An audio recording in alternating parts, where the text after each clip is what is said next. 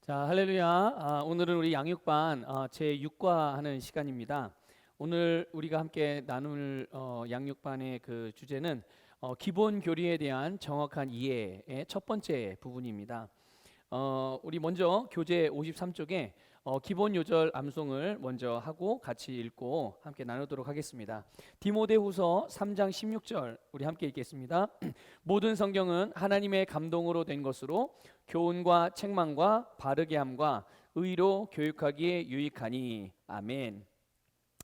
자, 교재 54쪽에 우리 서론을 같이 읽겠습니다. 이제 거듭난 우리 그리스도인은 하나님의 말씀과 성령님의 도우심 안에서 모든 일에 승리하고 기도응답을 받으며 성령님의 인도를 따라 풍성한 삶을 누려야 하는데, 이러한 삶을 누리며 끝까지 승리하기 위해서 알아야 할 기본 교리가 있습니다. 아멘. 이제 오늘 우리는 오늘 이 시간하고 그리고 다음 시간에 두 시간에 걸쳐서 10가지 기본 교리를 배워보도록 할 것입니다. 그래서 오늘 이 시간에 5가지 기본 교리, 그리고 다음 시간에 또 나머지 5가지 기본 교리를 배울 건데요. 우리가 이 두 과를 통해서 기본적인 교리들을 배우게 될 때 우리가 새로운 지식들 혹시 배우다가 새롭게 알게 되는 부분들은 잘 받아들이고, 그리고 혹시 기존에 그 원래 알고 있던 그 지식이 있으실 겁니다. 그런 분들은 그 지식이 다시 말씀을 통해서 재정비되어지고 그리스도 안에서 이 말씀의 바탕을 든든히 세우고 또 삶 가운데 이 지식이 능력으로 나타나는 기회로 삼기를 부탁을 드리겠습니다. 우리가 진리를 바르게 알 때 진리가 아닌 것을 우리가 분별할 수 있고요, 알아볼 수 있는 거죠. 진리가 아닌 것을. 그리고 진리가 아닌 것을 알아봤기 때문에 당연히 그것을 거절해 낼 수 있는 능력을 우리가 행사할 수가 있습니다. 그 위조 지폐 감별사들을 처음 훈련시킬 때 위조 지폐는 이런 거고 이런 거고 이런 거라고 가르치기 전에 위조 지폐가 아닌 진짜 지폐를, 진짜 돈을 계속 만지고 세고 보게끔 그렇게 교육을 한다고 합니다. 그러다가 일정 시간이 지나면, 훈련의 시간이 지나면 나중에 그 안에다가 위조 지폐, 똑같이 그냥 볼 때는 똑같이 생긴 모양의 지폐지만 그 위조 지폐를 넣어놨을 때 평소에 만지던 것, 평소에 보던 것, 이런 부분들, 그래서 평소에 진짜 돈만 만져봤기 때문에 가짜 지폐, 위조 지폐를 딱 만지는 순간 이거는 진짜가 아닌데라고 구별해낼 수가 있다고 합니다. 이런 것처럼 우리가 진리를 바르게 알고 있으면 진리가 아닌 것에 대해서 우리가 바로바로 알게 되고요, 그것을 제거하고 거절할 수가 있는 것입니다. 그래서 우리 하나님의 말씀 안에서 정확히 우리가 알아야 될 기본 교리에 대해서 하나씩 배워보도록 하겠습니다. 먼저 우리가 오늘 나누게 되는 기본 교리의 첫 번째는요, 하나님에 대한 부분입니다. 하나님. 그래서 하나님의 주권과 우리의 위치를 한번 보도록 하겠습니다. 하나님께서는 우주 만물의 주인이시고 또 최고의 권위를, 또 권세를 가지신 분입니다. 그런데 우리가 하나님의 주권을 이야기할 때 이 부분에 있어서 우리가 오해가 있는 경우가 있어요. 오해가 어떤 오해냐? 이 땅에서 일어나는 일은 다 하나님의 섭리고, 왜냐하면 하나님의 주권적으로 이 세상의 역사가 돌아간다고 생각하기 때문에, 그래서 우리와 상관없이, 그러니까 우리가 움직이지 않아도 하나님께서 다 알아서 하신다라고 믿는 것이에요. 이렇게 믿는 믿음이 사실은 오해에서 비롯된 잘못된 믿음이라는 것을 오늘 우리가 좀 잘 이해할 필요가 있습니다. 그런데 이거는요, 사탄이 정말 오랜 세월 동안 그리스도인들의 손발을 묶되 사용한 거짓말이고 미혹인 것입니다. 그래서 우리는 이 하나님의 주권에 대해서 바르게 알 뿐만 아니라 하나님께 권세를 위임받아서 대신 이 땅을 다스리도록 부름받은 우리의 위치를 정확하게 이해하셔야 해요. 그러니까 하나님이 이 세상을 직접 다스리지 않잖아요. 하나님이 짜잔 나타나서 하나님의 손이 막 보이고 하나님이 뭔가를 막 일하는 것들이 막 눈에 보이고 그러지 않잖아요. 하나님께서는 그것들을 우리에게 위임해 주셔서 우리를 통하여 다스리는 부분이 있거든요. 그러니까 이런 부분들을 잘 이해하지 못하고 알지 못하면 하나님의 주권에 대해서 오해를 해서 하나님은 하나님대로 우린 우리대로 이렇게 서로 분리된 이미지를 갖게 되고, 또 그래서 우리는 가만히 있어도 하나님이 알아서 하실 거야. 좋은 일이 있어도 하나님이 하신 일이고 나쁜 일이 있어도 하나님이 하신 일이고 이렇게 방관자의 모습으로 우리가 생각할 수가 있는데요. 하나님은 절대로 그런 식으로 역사하지 않습니다. 그러니까 이 부분을 우리가 성경 말씀으로 잘 이해해야 될 줄 믿습니다.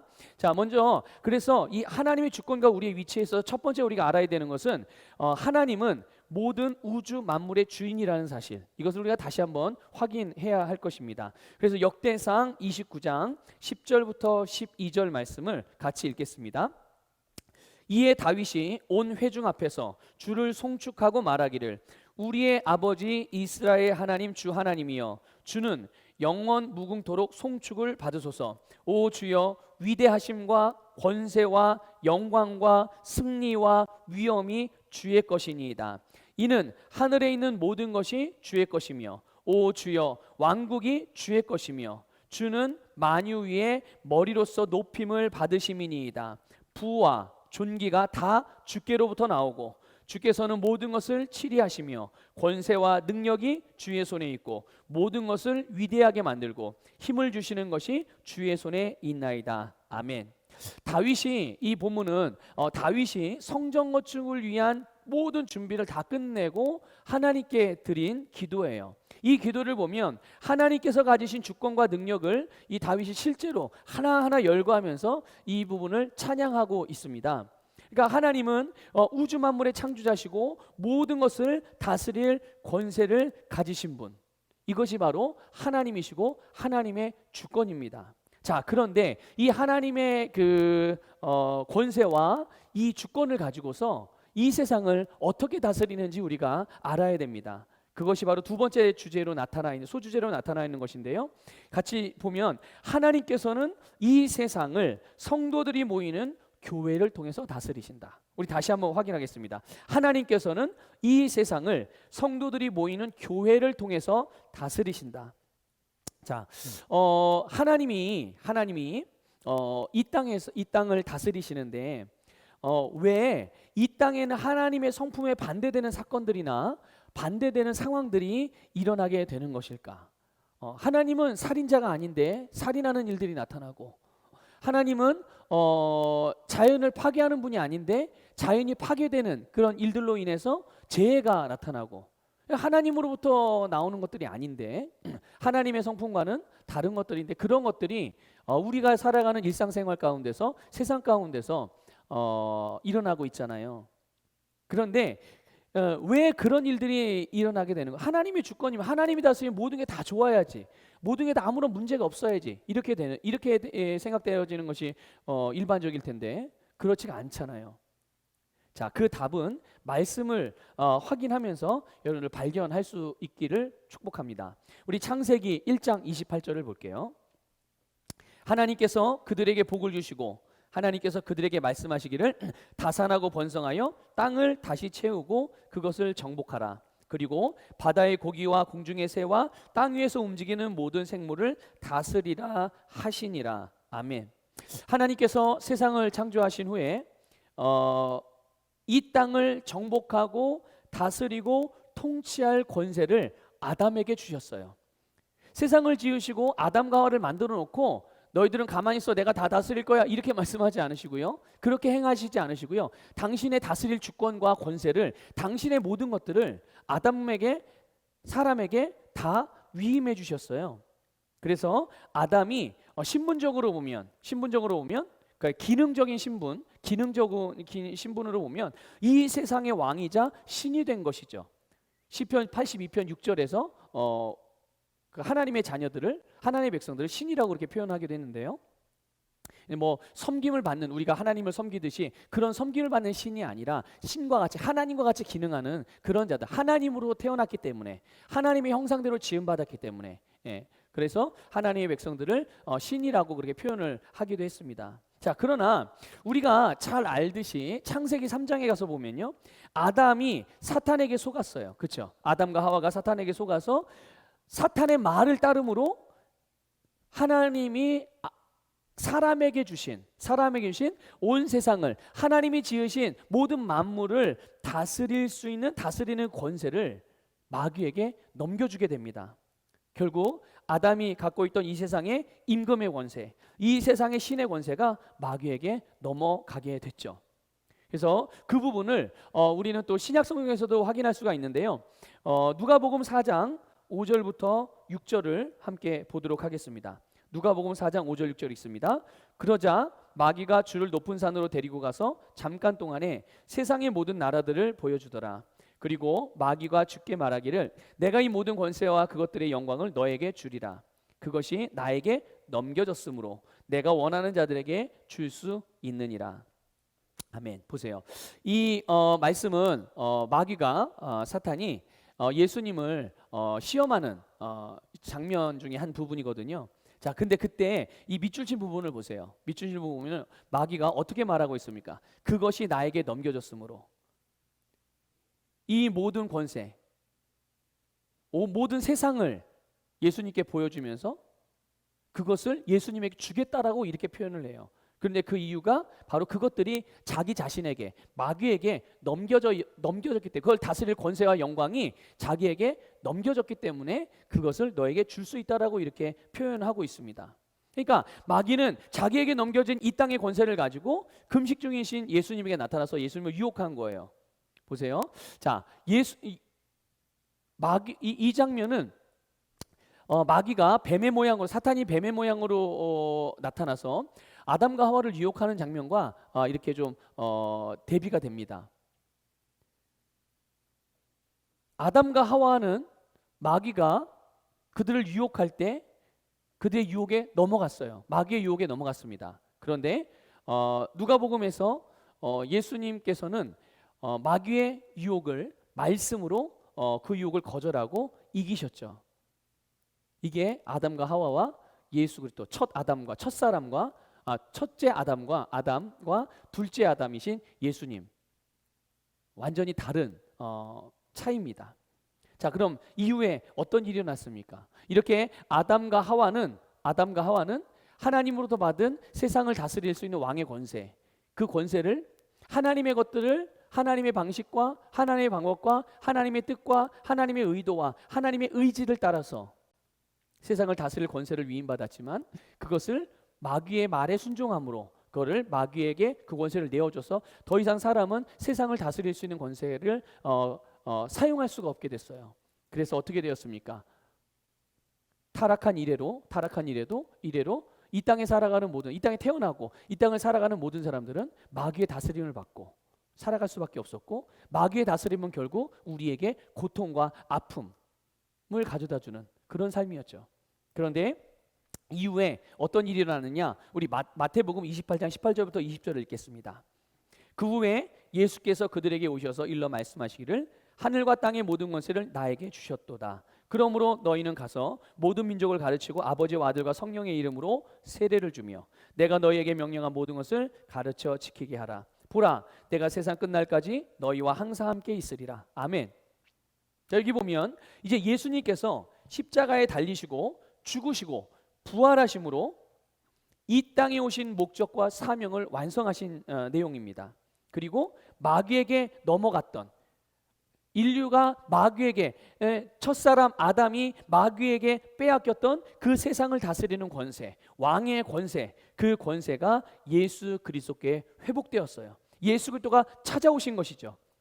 그러므로 예수님을 주님으로 영접하고 거듭난 그리스도인들은 누구나 영적으로 이 그리스도의 권세를 갖게 되는 것이고, 이제 그런 자들은, 교회와 성도들은 이 땅에서 예수님을 대신하는 자로서 하나님 나라에서 파송된 대사들로서 예수 이름의 권세를 사용해서 말씀과 성령의 역사를 통해 세상을 다스리도록 세워진 자, 보냄받은 자, 그것이 바로 오늘 거듭난 그리스도인들인 것이고, 그것이 바로 하나님께서 세상을 만왕의 왕이며 만물의 주인이신 모든 것의 주권을 가지고 계신 하나님께서 그것들을 교회, 오늘의 교회와 성도들에게 회복시키셔서 그들을 통해 세상을 다스리는 것입니다.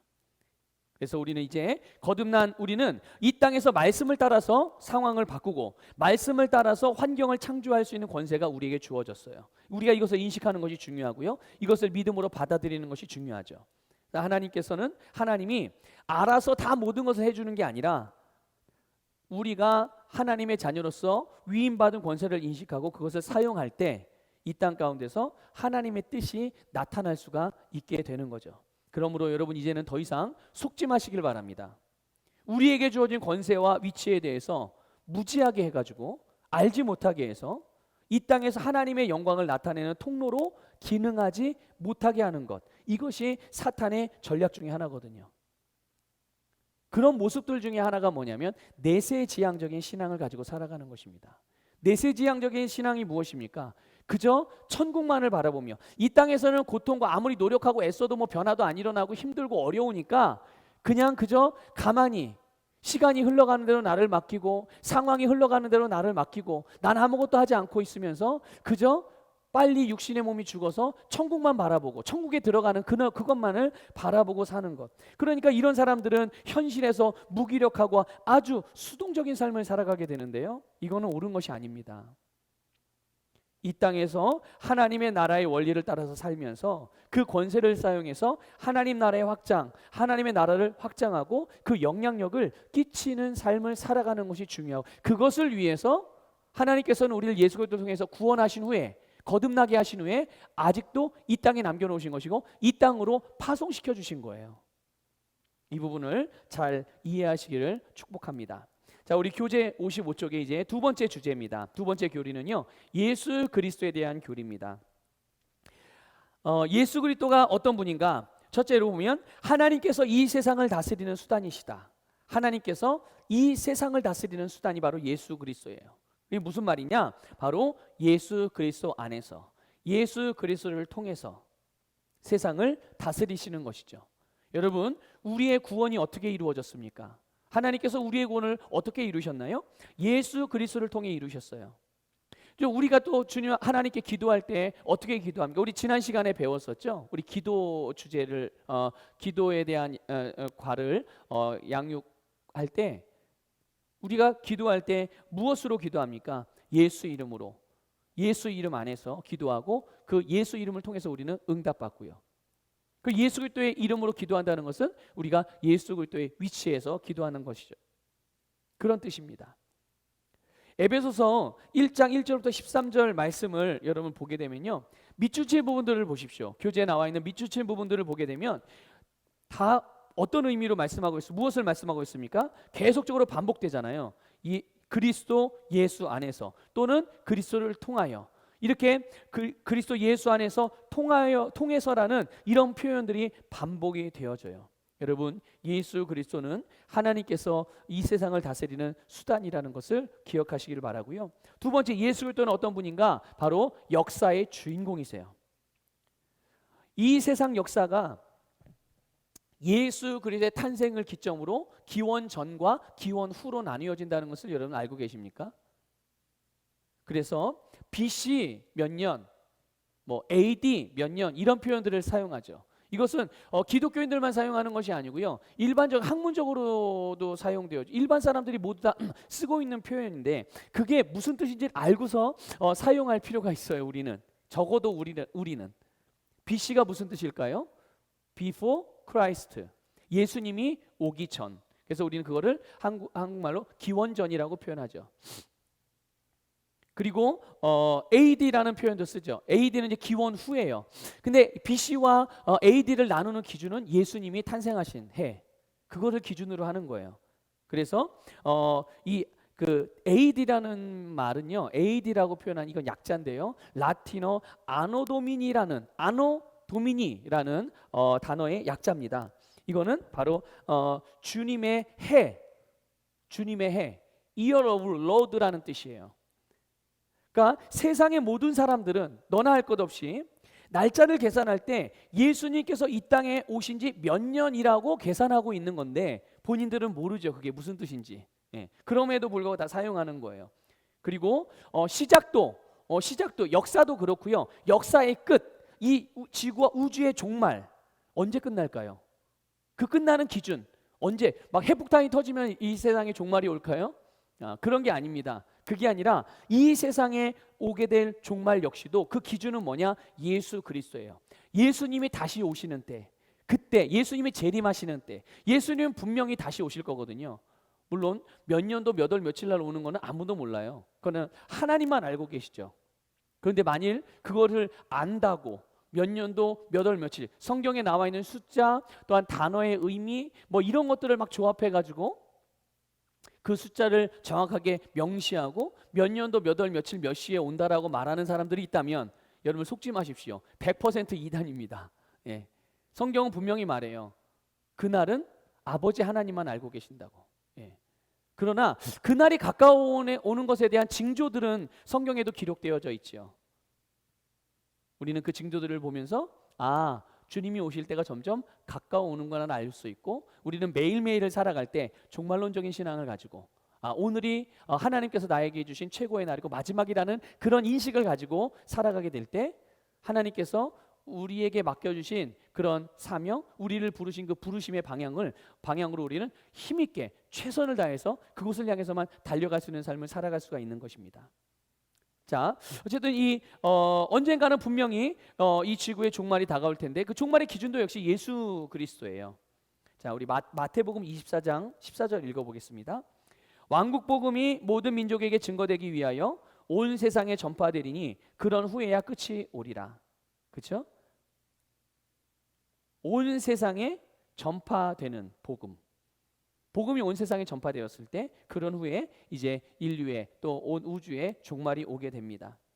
그러면 이 세상이 아직도 존재하는 이유, 아직도 끝나지 않고 세상에는 정말 우리가 보고 싶지 않은 그런 많은 불편한 일들, 비참한 일들, 비극적인 일들이 너무나도 많이 일어나고 있는데 그럼에도 불구하고 이 세상이 아직 존재하고 있는 이유는 모든 민족에게 예수 그리스도의 복음이 전파되어야 한다는 목적 때문에 그런 거예요. 아직 복음을 듣지 못한 사람들이 있기 때문에. 그러므로 우리 그리스도인은 이 그리스도 중심의 가치관, 예수 그리스도의 중심의 역사관을 분명하게 갖고 그 안에서 사명을 발견하는 지혜를 발휘해야 될 줄 믿습니다. 바로 예수님은 역사의 주인공이고요. 우리는 이 역사, 바로 예수 그리스도의 역사를 살아가고 있는 것입니다. 자, 세 번째, 예수 그리스도는 어떤 분인가? 우리는 예수 그리스도에 대한 바른 개념을 가지고 있어야 돼요. 기름 부음 받은 예수님과 그의 교회, 그리스도. 자, 여러분, 그리스도라는 말 뜻을 우리가 좀 잘 이해해야 될 필요가 있고요. 절대로 오해가 없으셔야 됩니다. 예수라는 이름은 당시에 많은 사람에게 흔하게 붙여졌던 이름이에요. 예수님이 하나님의 아들 예수님뿐만 아니라 예수님 당시에 그 시대에 살았던 많은 사람들 중에 예수라는 이름을 가진 사람들이 많이 있었습니다. 우리 구약 성경에는 예수라는 이름 아주 대표적으로 나와 있죠. 바로 여호수아가 예수라는 뜻이에요. 예수라는 말과 동일한 말입니다. 구원자라는 뜻이죠. 자, 그런데 그런 이름에 그런데 예수 그리스도는, 예수라는 이름을 가진 사람은 많이 있었지만 예수 그리스도는 딱 한 분, 유일하죠.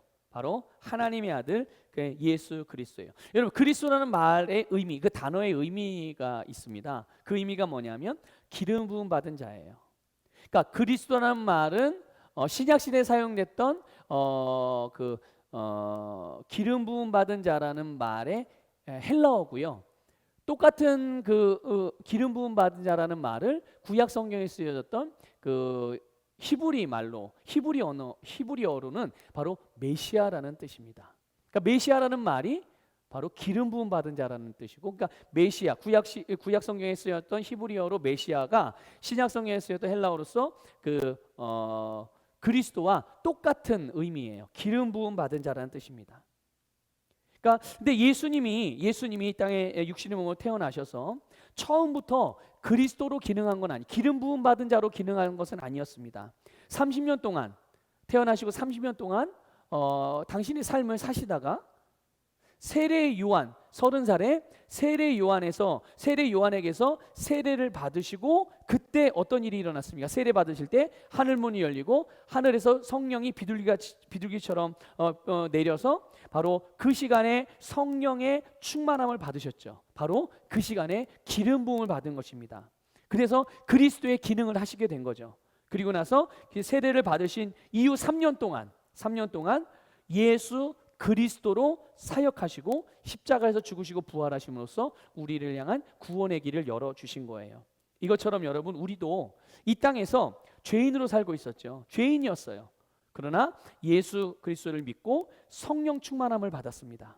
그리고 난 후에 예수님이 머리가 되신 예수님의 몸에 속한 지체가 된 것이죠. 저나 여러분이나 예수 그리스도를 믿고 거듭난 모든 자들은 예수님의 몸이고 몸의 지체입니다. 그래서 에베소서 5장 30절은 그것을 정확하게 우리에게 알려주고 있습니다. 같이 읽어보겠습니다. 이는 우리가 그의 몸과 그의 살과 그의 뼈의 지체임이라. 아멘. 그의 몸, 여기서 그는 누구를 말해? 바로 예수 그리스도를 말씀하고 있는 거예요. 그러므로 기름 부음 받으신 예수님과 그분의 교회인 우리 모두를 포함해서 그리스도라고 일컫는 거예요. 자, 그리스도라는 말이 무슨 뜻이라고요? 기름 부음 받았다는 뜻이에요. 기름 부음 받은 자. 그러니까 예수님과 그분의 지체가 된 몸인 교회, 우리 모두가 다 그리스도라고 일컬어지는 것이고요. 그래서 성경에서 예수 그리스도라고 할 때는 정확히 예수님을 말씀하는 거지만 그냥 단지 그리스도라고 표현되어 있을 때는 문맥을 따라서 이게 예수님을 일컫는 것인지 아니면 몸된 교회에 속한 우리 모두를 포함하고 있는 말인지를 좀 이렇게 분별해서 살펴야 될 필요가 있어요. 그래서 우리는 우리를 거듭난 사람들을 뭐라고 말해요? 그리스도인이라고 말하죠. 그리스도인. 그렇죠? 성령을 통해 기름 부음 받은 자가 된. 그래서 우리는 이 그리스도라는 개념을 잘 이해할 수 있기를 축복합니다. 자, 우리 교재 56쪽. 교재 56쪽에 보면 이제 세 번째 주제가 나오죠. 우리가 세 번째 알아야 될 교리, 그것은 바로 성령님에 대한 부분입니다. 성령의 역사. 여러분, 성령님은 우리 안에 살고 계시면서 기름 부음을 통해서 우리를 인도하십니다. 자, 기름 부음을 통해서 우리를 인도하시는 거예요. 자, 요한복음 14장 16절 개역 개정 성경으로 읽어보겠습니다. 요한복음 14장 16절 읽습니다. 내가 아버지께 구하겠으니 그가 또 다른 보혜사를 너희에게 주사 영원토록 너희와 함께 있게 하리니. 아멘. 여기 보면 이 말씀에 보면 또 다른이라는 표현을 보십시오. 또 다른이라는 원어의 뜻은 뭐냐면 본질적으로는 완전히 같은데 본질적으로는 같지만 구별된 존재라는 의미예요. 이 또 다른이라는 거야. 그러니까 성령님이, 보혜사 성령님은 예수님과 본질적으로는 완전히 같지만 구별된 존재가 되시는 거죠. 그래서 예수님은 이제 앞으로 지금 요 말씀을 하신 시점에서 보면 이제 조금 있으면, 얼마 있으면 하늘로 올라가실 거예요. 십자가에서 속량의 사역을 완성하신 후에 하늘로 승천하실 것이지만 이제 그분과 동일한 영이신 성령님, 그분의 영이 오셔서 우리 각 사람과 영원히 함께 하실 것을 말씀해 주신 거예요. 이사야 11장에서는요 성령님의 7가지 나타남을 우리에게 언급해 주고 있어요. 자, 이사야 11장 2절을 같이 읽어보겠습니다. 시작. 주의 영이 그의 위에 머물리니 지혜와 명철의 영이요 계획과 능력의 영이며 지식과 주를 두려워하는 영이라. 아멘. 보세요. 성령님은 몇 분입니까? 성령님은 한 분이에요. 성령님은 한 분인데 그 한 분인 성령께서 여러 가지 모습으로 표현되고 나타나시는 것을 볼 수가 있어요. 그러니까 이게 기름 부음의 모양이, 나타남의 모양이, 일하시는 모양들이 다양하다는 것을 우리가 알 수가 있습니다. 자, 이제 페이지를 넘겨서 교재 57쪽을 보면요 성령의 기름 부으심에 대한 의미를 알려주고 있어요. 마태복음 14장 35절부터 36절을 읽겠습니다. 그곳 사람들이 주를 알아보고 온 지방에 소식을 보내어 모든 병자들을 그에게 데려와 주의 겉옷단만이라도 만지기를 간청하였으며 만지는 자는 모두 온전히 나으니라. 아멘. 자, 보십시오. 예수님 안에는 특별한 능력이 흐르고 있었습니다. 성령의 능력입니다. 예수님 안에는 성령의 능력이 흐르고 있었고요. 그 갈망함을 가지고 그 주님을 만지는 사람, 주님의 옷깃만이라도 만지고자 하는 그런 갈망을 가진 사람들에게는 그 능력의 효과가 나타났어요. 만졌을 때. 그렇죠? 그 능력이 뭐냐? 바로 성령의 기름 부음. 효과가 나타나게 하는 그 능력. 그것이 바로 성령의 기름 부음이에요. 근데 그 성령님은, 예수 안에 계셨던 성령님은, 예수님에게 부어졌던 성령님은 지금 우리 안에도 동일한 성령님이 계시고요. 그 우리 안에 계신 성령님은 바로 이 기름 부음을 통해 역사하시고 계세요. 자, 다시 한번 말씀을 드릴게요. 예수님 안에서 능력으로 역사하셨던 성령님은 그 동일한 성령님이 우리 안에도 계시고, 우리 안에 계신 성령님이 바로 기름 부음을 통해서 나타나고 계시다는 거예요. 이것을 여러분들 잘 믿으시길 바랍니다. 그럼 성령의 기름 부음이라는 게 무슨 말이야? 우리가 이 성령의 기름 부음의 정의를 좀 보도록 하겠습니다. 이 성령의 기름 부으심, 이 기름 부으심에 대한 의미는 뭐냐면, 정의는 성령의 임재와 능력의 나타남이라는 뜻입니다. 능력으로 힘입혀졌다. 성령님이 활동하신다. 그거를 기름 부음이다. 그렇게 표현을 하는 것입니다. 그러니까 하나님의 임재가 능력으로 나타나는 거예요. 하나님의 임재를 어떻게 알아요? 능력으로 나타나기 때문에 아는 거죠. 성령님의 활동을 기름 부음이라고 표현할 수가 있는 거예요. 자, 그래서 우리가 이 성령의 기름 부음의 정의, 기름 부음 말은 많이 하는데 정확히 그 기름 부음이 뭐야라고 이렇게 우리가 그냥 단순히 생각하시면 됩니다. 성령의 기름 부음은 성령님이 나타나시는 일이구나. 성령이 나타나시는데 어떤 모양, 한 가지 모양으로만 나타나시거나 한 가지 모양으로만 한 가지 종류의 일만 행하시는 것이 아니야. 아까 우리 조금 전에 봤던 이사야 11장에서도 보면 다양한 모양으로 나타나시잖아요. 다양한 모양으로 기능하시잖아요. 이 성령님의 바로 그런 여러 가지 모양으로 나타남들이 바로 기름 부음이라고 표현되어지는 것입니다. 자, 그러면 이 기름 부음의 종류가 있어요. 두 가지 종류인데요. 기름 부음의 종류. 자, 첫째는 안으로부터의 기름 부음이에요. 그러니까 성령의 나타남이 우리 안에서부터 밖으로 흘러나온다는 것이죠. 밖으로 흘러나오는 거예요.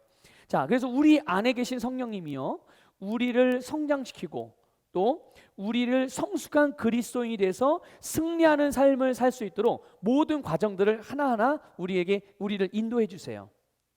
그래서 우리는 영적으로 성장하고 이 계시 지식이 증가되면 증가될수록 우리 안에 성령님이 더 많이 우리 밖으로 나타나고 그것을 보면서 기름 부음이 증가된다라고 그렇게 말하는 것입니다.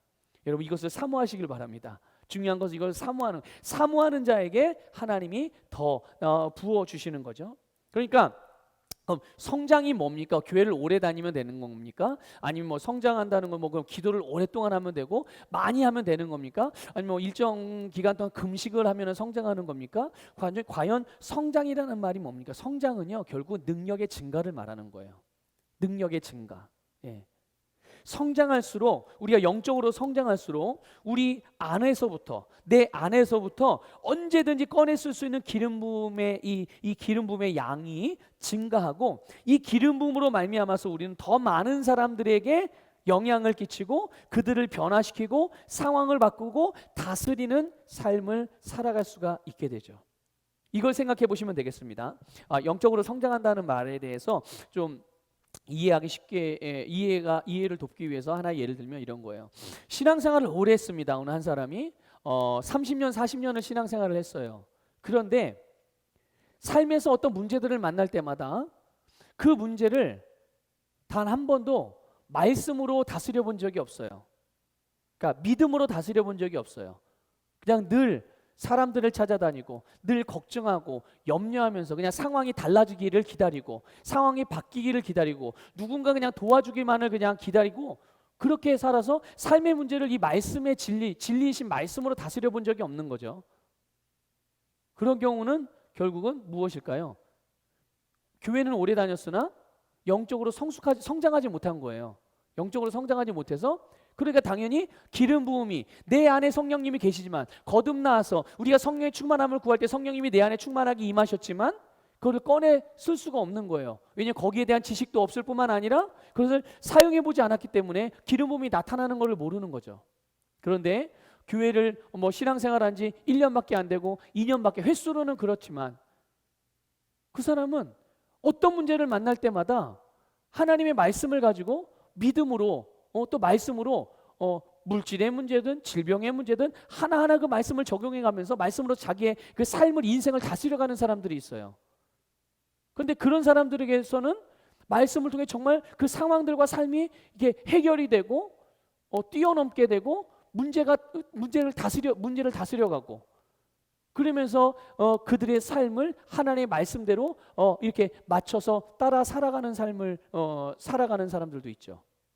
그런 사람들은 어떤 사람? 영적으로 지금 잘 성장하고 있는 사람들인 거예요. 영적으로. 바로 그 안에 있는 성령님께서 그들의 삶의 어떤 문제들의 상황들을 맞닥뜨리게 됐을 때 변화시켜야 될, 또 뛰어넘어야 될, 해결해야 될 상황들이나 문제들을 만났을 때 그들이 말씀을 가지고서 그들 안에 가지고 있는 그 계시 지식을 가지고, 계시 지식인 말씀의 내용을 가지고 믿음으로 그것들을 하나하나 적용하는 거예요. 사용하는 거죠.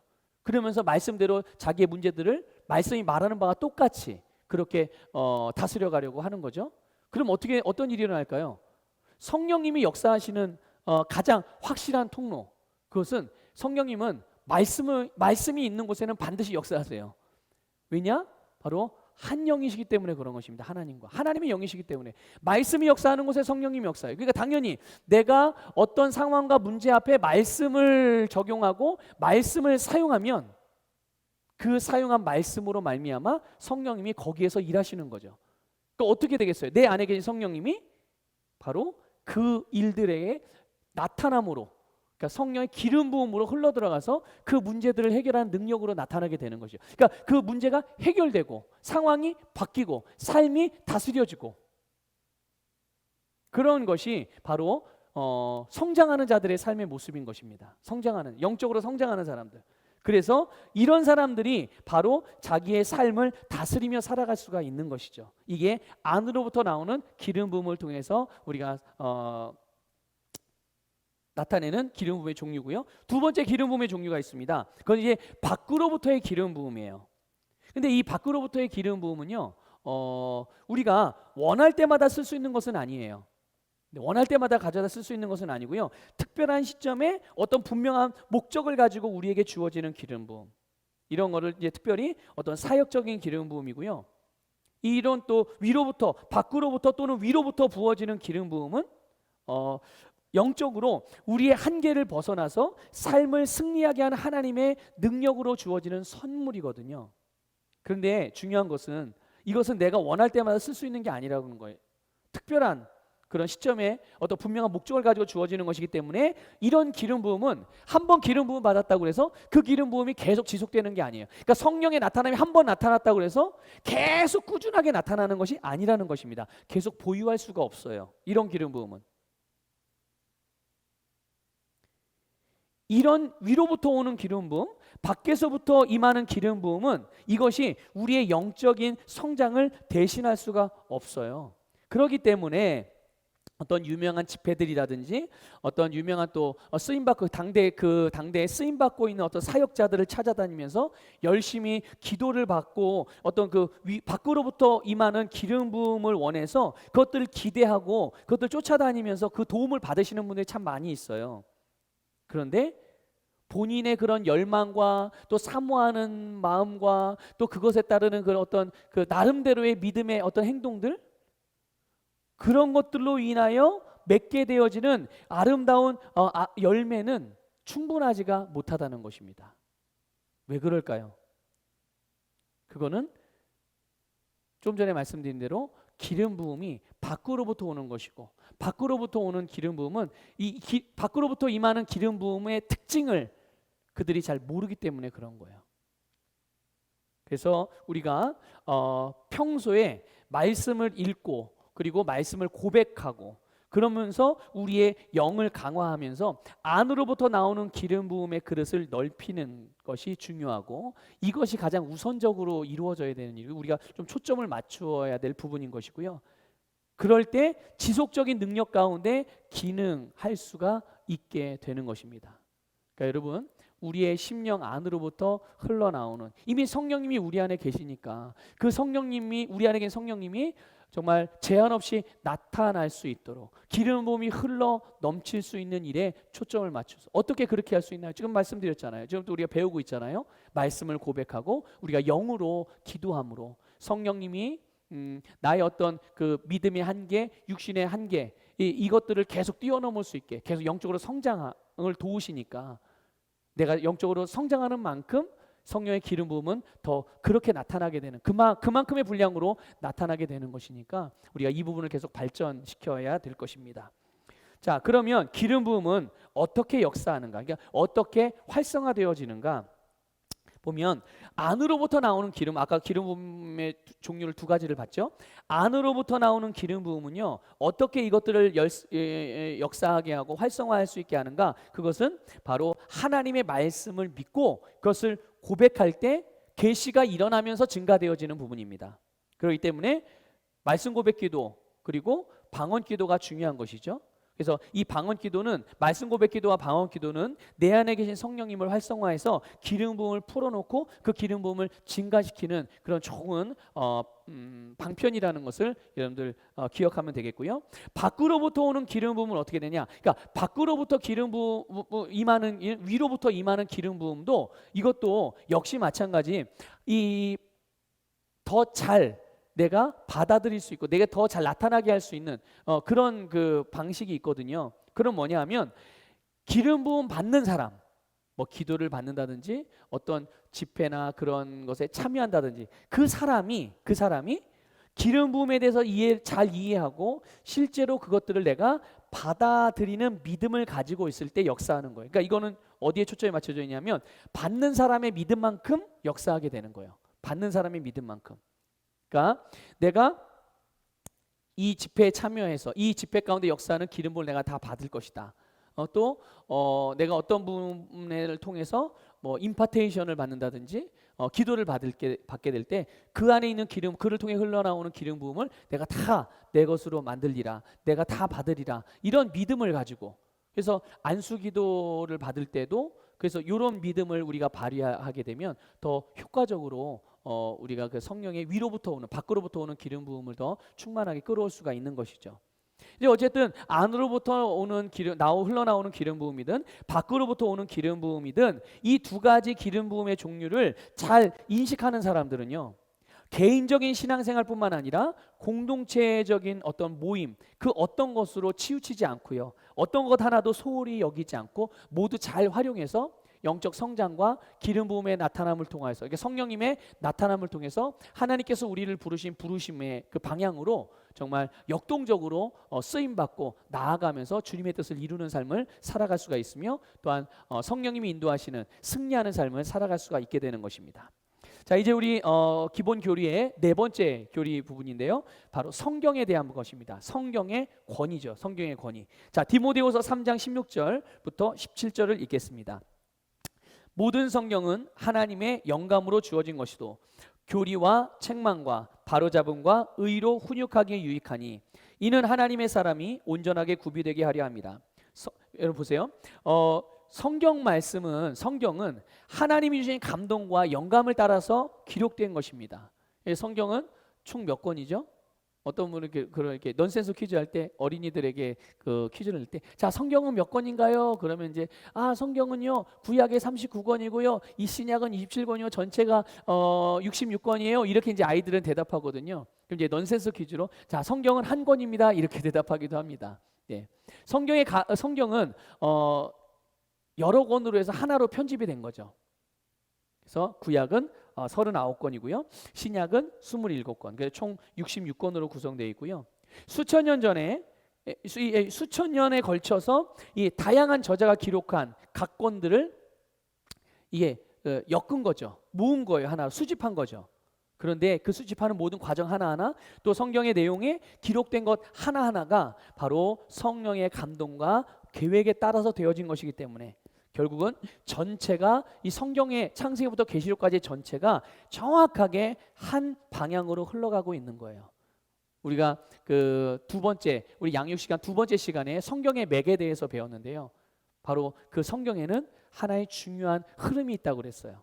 성경이 66권으로 된 성경이지만 성령의 감동으로 되어졌고 성령의 인도하심을 따라서 기록된 성경이기 때문에, 기록된 하나님의 말씀이기 때문에 그 모든 내용 하나하나가 다 한 방향으로 흐르고 있는 것을 우리가 알 수 있습니다. 그래서 성경은요, 우리 거듭난 이 새로운 피조물이 이 땅에서 다스리고 승리하는 삶을 살아가는 데 필요한 모든 것을 다 담고 있어요. 시편 138편 2절을 읽겠습니다. 내가 주의 거룩한 전을 향하여 경배하고 주의 자애하심과 주의 진리를 인하여 주의 이름을 찬양하리니 이는 주께서 주의 말씀을 주의 모든 이름 위에 크게 하셨음이니이다. 아멘. 자, 성경 말씀을, 하나님의 말씀을 주의 모든 이름 위에 크게 하셨다. 이것을 기억하시길 바랍니다. 자, 이제 교재 58쪽에 보면요, 이제 성경에 대해서 우리 하나하나씩 배울 건데요. 보면 먼저 1번을 보면 성경은 성령의 감동으로 쓰여지고 묶여졌습니다. 조금 전에 제가 말씀을 드렸죠. 우리 계시록 22장을 보겠습니다. 그렇기 때문에 이 성령의 감동으로 쓰여지고 묶여졌기 때문에 우리가 이 하나님의 말씀을 대하는 태도를 좀 이 계시록 말씀을 통해서 좀 점검해 보시기를 부탁을 드립니다. 자, 읽겠습니다. 이는 내가 이 책의 예언의 말씀들을 듣는 각 사람에게 증거함이니 누구든지 이것들에 더하면 하나님께서 이 책에 기록된 재앙들을 그에게 더하실 것이요 또 누구든지 이 예언의 책의 말씀들에서 삭제하면 하나님께서 생명의 책과 거룩한 도성과 이 책에 기록된 것들에서 그의 부분을 제하여 버리시리라. 아멘. 자, 성경은 처음부터 끝까지 성령의 감동으로 쓰이고 묶여졌기 때문에 여기에다가 우리의 것들 뭔가를 더한다든지 아니면 여기에서 뭔가를 뺀다든지 그런 일이 있어서는 안 되는 것입니다. 그래서 우리가 성경을 읽을 때 바로 성경을 기록하게 하신 성령님의 감동이 있단 말이죠. 하나님의 뜻을 따라서 기록하셨는데 똑같이 우리가 성경을 읽을 때 동일한 성령님께서 나에게도 동일하게 역사하시고 감동할 것을 우리가 기대하면서 이 하나님의 말씀을 대해야 될 것입니다. 자, 말씀이 무엇이냐? 말씀은 영원한 진리입니다. 말씀은 영원한 진리예요. 자, 베드로전서 1장 25절 읽습니다. 주의 말씀은 영원토록 남아있습니다. 이것이 너희에게 복음으로 전해진 말씀이니라. 아멘. 여러분, 말씀은요 세세토록 영원히 지속되는 말씀입니다. 넓은 의미에서 말씀은 무엇일까요? 바로 성경에 기록된 모든 말씀입니다. 넓은 범위에서의 말씀의 의미는 성경에 기록된 모든 말씀. 그러면 좁은 의미에서의 말씀은 뭐냐면 우리 시대의 말씀이에요. 우리가 살아가는 이 시대, 우리에게 주신 말씀. 구약도 하나님의 말씀인 것은 분명합니다. 그러나 그것은 당대에 구약 시대에 아직 거듭나지 못하고 계시가 가려진 성도들에게 하신 말씀이잖아요. 그렇기 때문에 구약의 말씀을 볼 때 이제 우리가 신약적인 이제 예수 그리스도를 믿고 거듭난 새로운 피조물이 됐잖아요. 우리는. 그러니까 우리가 구약 성경을 볼 때 구약 사람 아직 본성이 거듭나지 않은 사람의 위치로 가서 볼 것이 아니라 바로 새로운 피조물의 관점에서 보고 해석하고 받아들여야 되는 것이 중요한 거예요. 그러니까 내 위치는 이미, 내 신분은 이미 거듭난 존재인데 거듭나지 않은 사람처럼 그 위치로 나를 다시 과거로 돌려서 구약을 그 입장에서 보고 그 입장에서 해석하고 그 입장대로 적용하려고 한다면 우리는 신앙생활에서 굉장히 많은 갈등들을 겪게 될 것이고요. 실제로 하나님께서 예수님을 통해서 우리를 위해서 행하신 이루어 놓으신 일들을 누리는 일에 있어서도 제한을 받게 될 수밖에 없어요. 그래서 우리는 이런 맥락에서 말씀이라는 것은요 사람, 장소, 사물에 관하여 그리스도 예수 안에 있는 하나님의 계획, 목적, 뜻, 예비하심과 일치하는 메시지, 선포, 지시, 예언 등이라고 정의할 수도 있는 것입니다. 그래서 우리는 항상 말씀을 대할 때 말씀은 영원한 진리니까 우리 거듭난 우리들 새로운 피조물의 입장에서 그 계시 아래서 하나님의 말씀을 대할 때 항상 말씀을 볼 때마다 무엇을 기억해야 되냐면 그리스도 안에서 나는 누구인가? 그리스도 안에서 나는 무엇을 가지고 있는가? 그리스도 안에서 나는 무엇을 할 수 있는가? 항상 요 계시 아래서 말씀을 하나 한 구절 한 구절 내용 하나하나를 보게 될 때, 살피게 될 때 그 안에서 정말 우리는 놀라운 영광스러운 주님의 말씀을 통한 성장과 또한 변화와 또한 누림의 또한 능력의 증가들이 나타나게 될 것입니다. 자, 세 번째로 말씀은 무엇이냐? 말씀은 영원한 진리인 것뿐만 아니라 하나님이시다라는 것을 알 수가 있습니다. 요한복음 1장 1절 읽겠습니다. 태초에 말씀이 계셨고 그 말씀이 하나님과 함께 계셨으니 그 말씀은 하나님이셨느니라. 아멘. 그러므로 여러분, 하나님을 진정으로 경외하는 사람들, 하나님을 정말로 경외하는 사람들은 당연히 하나님의 말씀도 중요하게 여기고 그 말씀을 따라서 행하게 됩니다. 종종 그런 경우를 보거든요. 성령의 음성을 원하는데, 성령의 음성을 듣기를 원하고 어떤 특별한 역사하심을 구해요. 그런데 중요한 거는 성경 말씀에 나와 있는 지시들을 무시하면서 특별한 성령의 인도하심을 구하는 이들이 종종 있습니다. 근데 그런 바른 태도가 아니죠. 아니, 이미 기록된 말씀에 나와 있는 지시도 따르지 않으면서 하나님께서 뭔가를 새로운 것들을 말씀해 주신들, 그것들을 제대로 따르고 그것을 행할 수가 있겠습니까? 아니에요. 하나님을 경외하는 자는 하나님의 말씀, 그분의 말씀도 경외하게 되고요, 당연히 그분의 말씀도 따라 행하는 것입니다. 우리 시편 119편 105절을 읽겠습니다. 주의 말씀은 내 발의 등불이요 내 길의 빛이니이다. 여러분, 성경에는요 우리의 삶에 필요한 모든 말씀들이 다 들어있어요. 그래서 우리 매일매일의 걸음걸음마다, 삶의 걸음걸음마다 우리를 밝게 비추어 하나님의 최고의 뜻을 따라 가도록 성경 말씀이 인도해 주시기 때문에 우리는 언제나 말씀의 빛을 따라서 우리의 매일매일의 삶을 따라서 살아가면 될 것입니다. 자, 성경에 네 번째로 보면 성경의 점지적인 계시가 나와요. 성경의 계시는, 계시라는 말 우리가 일과에서 배웠죠. 계시라는 말의 뜻. 계시가 무엇입니까? 계시는 나타나다, 숨겨진 것들이 드러나다, 나타나다라는 뜻이에요. 그러니까 가려지고 알지 못했던 것들이, 숨겨졌던 비밀들이 이제 다 들춰지고 알려지고 공개가 되는 거죠. 근데 성경 말씀도 마찬가지예요. 성경의 하나님의 말씀도 처음에는 그 의미와 뜻이 잘 몰랐어요. 가려져 있었어요. 근데 이것이 점점 그 내용이 밝혀지고 알려지게 되고, 그래서 그 계시라고 표현하는데 그게 점점 밝은 빛으로 나아가고 있어요. 여러분, 단적인 예로 구약 성경에는 치유라든지 사탄이라든지 또 하나님의 나라에 대한 계시가요, 우리가 구약 성경을 통해서도 그걸 보고 있지만, 알게 되지만 그 계시가 아주 희미해요. 그래서 그게 마치 그림자처럼, 그리고 앞으로 일어날 일에 대한 예수 그리스도를 통해 일어나게 될 어떤 그 모형으로서 그 정도만 계시가 되어지는 거죠. 근데 그런 이유는 바로 구약 시대에 살았던 사람들의 그 상태가 죄의 본성에 있었기 때문에 하나님이 그들에게 이런 것들을 밝히 드러내서 알려주실 수가 없었던 거예요. 그러나 이제 신약 시대로 오면서 이 예수 그리스도 안에서 치유, 사탄에 대한 것, 하나님의 나라, 구원, 이런 여러 가지 계시들이 예수 그리스도를 통해서 알려지면서, 열리면서 그것이 무엇을 의미하는지, 그러니까 구약 성경에 나온 사건 하나하나, 내용 하나하나, 그것들이 무엇을 의미하고 있는지를 우리는 알 수 있게 된 것입니다. 점점 알려지게 되는 것이죠. 하나님이 점점 깨닫게 해주시는 거죠. 그래서 하나님께서 주시는 계시 수준이 구약에서 신약으로 넘어가면서 점차적으로 발전하게 되는 것이고, 우리는 이것처럼 성경 안에서 계시가 점진적으로 드러나는 과정을 이해하고 모든 것을 가장 밝은 진리의 빛으로 비추어 보고 이해해야 되는 것입니다. 자, 이제 우리 오늘 이 시간의 마지막 부분인데요, 마지막 주제인데요, 사탄에 대한 부분입니다. 사탄은 실제하는 존재이며 무장해제받은 이 세상의 임금이에요. 그렇기 때문에 사탄이 눈에 보이지 않는다고 해서 없는 게 아닙니다. 실제로 존재해요. 그런데 우리가 꼭 기억해야 되는 건, 사탄은 실제 존재하지만 그들에게는 무기가 없다라는 것입니다.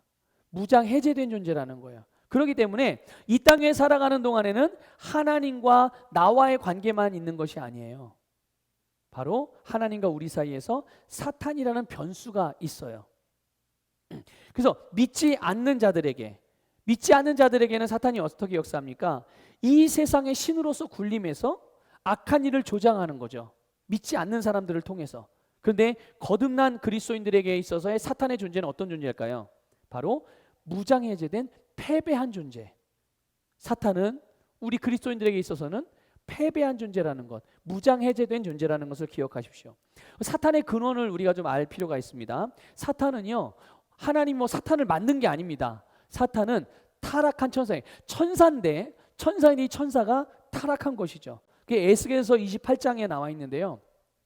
루시엘이라는 천사가 스스로 높아지고 스스로 찬양받고자 하는 그런 교만한 마음으로 하나님을 반역하게 된 거예요. 그래서 자기에게 속했던 또 다른 천사들이 있는데 그 천사들과 함께 타락해서 이 땅으로 천상에서 이 세계로 떨어지고 만 것이죠. 그래서 루시엘은 자기가 가지고 있던 자유의지를 잘못 사용해서 잘못된 것을 선택한 거예요. 하나님을 찬양하고 경배하고 영광 돌려야 될 천사의 직분으로서 자기가 할 일에 대해서 그는 자유의지를 가지고서 그렇게 하는 것이 아니라 다른 모든 나도 자기도 하나님처럼 다른 천사들과 다른 존재들로부터 영광을 받고 찬양을 받기를 원해서 그 길을 선택한 거죠. 그래서 루시퍼가 되었고 그 수와 있는 조직들이 이 땅에서 역사하는 사탄의 조직이 된 것입니다. 이들이 천상에서 쫓겨났지만 하나님의 나라에서 쫓겨났지만 천사로서의 기능은 아직 남아 있거든요. 천사로서의 기능이. 그래서 천사가 할 수 있는 일이라면 이 사탄도 똑같이 흉내를 낼 수가 있어요. 그래서 사탄도 초자연적인 역사가 가능한 것입니다. 그렇기 때문에 우리가 단순히 어떠한 그 초자연적인 현상들에 대해서만 현상만 보고서 어떤 일에 대해서 단정해서는 안 되고요. 그 부분에 대해서 요한복음 10장 10절에서 우리가 알 수 있는 거죠. 도둑이 오는 것은 무엇하기 위해서 오는 거라고요? 도둑질하고 살인하고 멸망시키려고 온다고 그랬어요. 그래서 눈에 보이는 현상은 다 비슷해 보일지 몰라도 마귀는 본질이 완전히 다릅니다. 사탄은 본질이 다른 거예요. 하나님을 대적하는 자들이고요. 어둠의 영이기 때문에 결과적으로는 항상 어둠이 뒤따른다는 것을 아셔야 돼요. 그래서 사탄도 치유를 줄 수 있습니다. 그런데 치유를 주는 것 같은데 결국에는 더 사로잡히게 돼요. 누구에게요? 마귀에게. 마귀에게 더 사로잡히게 되고 부요를 주는 것 같지만 더 돈의 노예가 되게 만드는, 그래서 결국은 인생을 불행에 빠지게 만들고요, 고통을 주고 있는 것을 빼앗고 결국은 나중에 최종적으로는 죽이고 멸망시키는 것이 이 사탄, 마귀의 목적이잖아요. 우리 그런 부분들을 잘 이해해야 될 줄 믿습니다. 우리 교재 59쪽을 보면요, 이제 사탄에 대한 두 번째 알아야 될 것은요, 이런 사탄에 대해서 예수님께서는 승리하셨다는 사실입니다. 그럼 예수님이 승리하셨다면요, 사탄은요 망했다는 거죠. 패배하고 망했다는 거예요. 예수님께서 완벽한 승리를 이룸으로써 사탄은 패망했고요. 그래서 우리는 이 부분을 말씀으로 다른 거 설명할 것 없이 말씀으로 확인해 보시면 됩니다. 우리 세 군데의 말씀을 볼 건데요, 요한복음 16장 33절 읽겠습니다. 시작. 내가 이런 일들을 너희에게 말한 것은 너희가 내 안에서 화평을 지니게 하려 함이라. 세상에서는 너희가 환난을 당할 것이나 기운을 내라. 내가 세상을 이겼노라고 하시니라. 아멘. 내가 세상을 이겼노라. 예수님이 세상을 이겼어요. 여러분, 세상을 이겼다는 얘기는 세상을 다스리는 세상의 왕, 세상의 지배자, 어둠의 영을, 사단의 권세를 이겼다라는 말씀이에요. 자, 에베소 4장 8절 읽겠습니다. 그러므로 말씀하시기를 그가 위로 올라가실 때에 사로잡힌 자를 사로잡아 갖고 사람들에게는 은사들을 주셨다고 하셨느니라. 아멘. 사로잡힌 자를 사로잡아 갔어요. 누가요? 예수 그리스도께서. 자, 요한계시록 1장 18절, 이 부분은 개역 개정 성경으로 읽겠습니다. 곧 살아있는 자라 내가 전에 죽었었노라. 볼지어다 이제 세세토록 살아있어 사망과 음부의 열쇠를 가졌노니, 마귀가 가지고 있던 죽음과 지옥의 열쇠를 예수님이 빼앗아 취하셨고 그 열쇠를 우리에게 넘겨주셨다. 이 뒷부분을 좀 보겠습니다. 마귀가 가지고 있던 죽음과 지옥의 열쇠를 예수님이 빼앗아 취하셨고 그 열쇠를 우리에게 넘겨주셨어요. 여러분 이것을 믿으시길 바랍니다. 예. 이 사실을 믿으셔야 돼요. 자 보세요. 이제 세세토록 살아있어 사망과 음부의 열쇠를 가졌노니 마귀가 가지고 있던 것들을 빼앗아서 우리에게 넘겨주셨어요. 그렇기 때문에 마귀에 대해 사단에 대한 이 예수님의 승리는 우리의 승리로 주어졌다는 것을 기억하시길 바랍니다. 그래서 예수를 믿고 거듭나서 그리스도 예수 안으로 세례받은 순간, 세례받은 그분과 하나가 된 순간 우리는 그리스도와 함께 하늘에 앉아서 공동 상속자로서 권세를 예수님과 같이 누리는 자가 된 것이죠. 골로새 1장 13절에 있습니다. 그분께서 우리를 흑암의 권세로부터 구하여 내셔서 그분의 사랑하는 아들의 나라로 옮겨주셨으니 우리의 영적인 위치를 그분의 아들의 나라, 사랑의 아들의 나라, 사랑의 나라로 우리를 옮겨주신 것입니다. 자, 요한일서 4장 4절 읽겠습니다. 어린 자녀들아 너희는 하나님께 속하였고 또 그들을 이겼으니 이는 너희 안에 계신 분이 세상에 있는 자보다 더 크시기 때문이라. 아멘. 어린 자녀라 할지라도 하나님의 자녀라면 이미 하나님께 속했고 세상을 이긴 것입니다. 그 말씀이 우리에게 가르쳐주고 있잖아요. 진리이신 말씀이 우리에게 말씀해주고 있는 바입니다. 우리는 그래서 이 세상에서 이 땅에서 승리할 수밖에 없는 존재고 내가 직접 싸우지 않았더라도 예수님의 승리를 내 것으로 삼아서 그 결과를 누리며 그 예수의 권세를 사용하여 우리는 다스리고 통치할 수가 있다는 것을 여러분 믿으시길 바랍니다. 사탄이 가지고 있는 무기가 있어요. 그런데 이거는 우리를 직접적으로 해할 수 있는 무기는 아니고요. 거짓말이라는 무기입니다. 속이는 무기. 자, 세 가지인데요. 사탄은 무장해제되었지만 그래도 여전히 거듭나지 않은 세상 사람들에게는 왕으로 지금 군림하고 있고요. 그리고 그들을 조장하고 또 마찬가지로 그리스도인들에 대해서도 거듭난 우리들에 대해서도 우리가 틈을 내어주면 역사할 수 있는 무기가 있는데 그게 뭐냐? 뭐 칼을 휘두르고 이런 것이 아니라 거짓말입니다. 그리고 또 하나는 유혹이고요. 또 하나는 분리하는 것입니다. 그래서 거짓말을 보면요, 거짓말은 뭘 보고 거짓말이라고 말하는 겁니까? 진리가 아닌 것들을 제시하는 거예요. 마귀가 거짓말을 주는 거예요. 거짓 정보를 주는 것입니다. 뭐 건강에 대해서, 질병에 대해서, 아니면 뭐 가난의 문제에 대해서, 물질의 분야에 대해서, 또 사람들과의 관계의 분야에 대해서, 뭐 가정 생활에 대해서, 내 남편에 대해서, 내 아내에 대해서, 또 우리의 부르심에 대해서, 내 감당해야 될 사명에 대해서, 또는 복음에 대해서 여러 가지 진리가 아닌 것 정보들을 계속 제시함으로 그것을 마치 또 진짜처럼 여기게 포장을 하죠. 그래서 결국은 어떻게 해요? 누가요? 우리 자신이 잘못된 선택을 직접 하게 하는 겁니다. 우리가 직접 잘못된 선택을 하게 해서 선택을 잘못하면 어떤 삶을 살아갈까요? 당연히 잘못된 삶을 살게 하는 거죠. 우리 요한복음 8장 44절을 볼까요? 자, 같이 읽겠습니다. 너희는 너희 아비 마귀에게서 나와서 너희 아비의 정욕을 행하고자 하는도다. 그는 처음부터 살인자였으며 진리 가운데 거하지 아니하였으니 이는 자기 안에 진리가 없음이라. 그가 거짓말을 할 때는 자신에게서 우러나와 한 것이니 이는 그가 거짓말쟁이요 또 거짓말의 아비이기 때문이라. 여러분, 사단 마귀는 거짓말의 아비입니다. 그래서 말씀이 아닌 것을 선택하게 조장하는 거예요. 뭘 통해서? 거짓말, 거짓 정보를 통해서요. 마치 그게 그럴듯하게 우리가 받아들여지게끔 포장을 하는 거죠. 그러니까 진리를 제대로 알지 못하면 그 거짓말에 홀딱 속아 넘어가서 잘못된 선택을 할 수가 있는 거예요. 이게 바로 이제 마귀가 우리를 거듭난 우리에게 사용하는 무기죠. 자, 두 번째 무기는 유혹이에요. 우리로 하여금 말씀에서 어긋난 것을 자꾸만 따르게 하고 죄를 짓게 만들어서 정죄감을 주고 결국은 하나님과 멀어지게 만드는 거예요.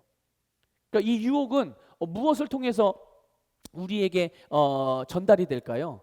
바로 그것은 감각을 통해서입니다. 감각, 육신의 정욕, 안목의 정욕, 이런 것들. 우리가 어떤 보여지고 들려지고 이 감각 있잖아요. 이 감각. 모든 상황이라든지 내가 맞닥뜨렸던 문제라든지 아니면 뭐 사람이라든지 어떤 일, 특별히 뭐 주님의 사명도 그 안에 포함되어 있고요. 주님을 위해서 봉사하는 일들, 어떤 물질적인 분야, 모든 분야에 있어서 감각적으로 반응하는 사람들이 있어요. 그러니까 감각에다 비중을 더 많이 둬가지고 모든 일을 이 감각적으로 반응하고 감각적으로 받아들이는데 아주 익숙해진 사람들, 이런 사람들은 오히려 이 유혹에 정말 노출이 많이 되어 있는 부분이죠. 우리는 거듭났고 나는 영이기 때문에 이제는 물론 이전에는 우리가 죄인이었을 때는 감각적으로밖에 살아갈 수가 없었으니까 감각으로 기능할 수밖에 없었죠. 그런데 우리가 거듭났으면 이 영적으로 살아난 자들이고 영으로 기능하는 자들이 되었으니까 이제 영으로 기능하는 영적인 것에 우리가 더 힘을 실어서 그것을 집중적으로 발전시켜야 되는데, 거듭났음에도 불구하고 지속적으로 감각적으로 기능하는 일에 머물러 있으면, 그 통로를 계속 열어두고 있으면, 그것만 계속 발전시키고 그것을 집중하고 있으면 결국 우리는 유혹받을 수 있는 문을 활짝 열어놓고 있는 거예요. 그럼 마귀는 그 통로를 통해서 우리에게 유혹으로 찾아올 수 있겠죠. 그래서 여러분, 우리는 이 유혹, 마귀가 우리를 공격할 수 있는 유혹의 이 무기들을 제거하는 여러분이 되기를 축복합니다. 또 하나 마귀가 거듭난 우리들에게 사용하는 무기가 있는데요, 바로 분리죠. 분리가 뭔지 아시죠? 나누어지게 하는 거예요. 갈라서게 하는 것입니다. 관계를 멀어지게 하고 교회 안에서 분파를 만들고 파당을 만들고 자기 좋아하는 사람 끼리끼리, 이런 거죠. 이런 일들을 다 조장을 해요. 뭐 교회 안에서만 그렇습니까? 가족들 사이에도 그렇죠. 엄마와 자녀들만 아버지는 소외시키고, 또 아버지와 자녀들만 어머니는 소외시키고, 자식들끼리만 부모를 소외시키고, 이런 일들이 가정 안에서도 벌어지고요. 우리가 일하는 일터에서도, 학생들 같은 경우는 학교에서, 또 유치원 다니는 어린이들은 또 그 유치원에서도 이런 일들이 얼마나 많이 일어나는지 모르는데요, 그 분리하고 나누고 분쟁시키는 일을 누가 조장하는 거라고요? 이건 절대로 하나님이 하시는 일이 아니에요. 성령님이 하시는 일이 아니에요. 100% 마귀가 하는 일이거든요. 그래서 우리가 이제 성도의 입장에서 예를 들면, 성도들이 살아가다 보면 삶에 어려움이 있을 수 있잖아요. 그럴 때 어려움이 찾아올수록 더 어떻게 해야 될까요? 더 교회에 나가서 하나님과 가까워지는 방법을 선택을 해야 되거든요. 그런데 이상하게 삶에 어려움이 있다든지, 뭐 심적으로 어려움을 느낀다든지, 뭐 이렇게 됐을 때 방황하면서 교회에서 멀어지는 경우가 있어요. 근데 마귀가 그런 기회를 놓칠까요? 마귀 절대 그런 기회 절대 놓치지 않습니다. 우리의 약점이 노출되면 절대로 마귀는 그런 기회들을 놓칠 리가 없어요. 결국 공격하죠. 어떻게 해요? 분리하는 것으로. 그래서 결국 우리를 실족하게 만드는 거예요. 여러분, 그러니까 그럴 때일수록, 우리가 연약한 상태가 될수록, 문제가 생겼을수록, 어려운 일을 당했을수록 창피하거나 원망하거나 부끄러움 같은 부정적인 감각으로 기능하는 부분들이죠.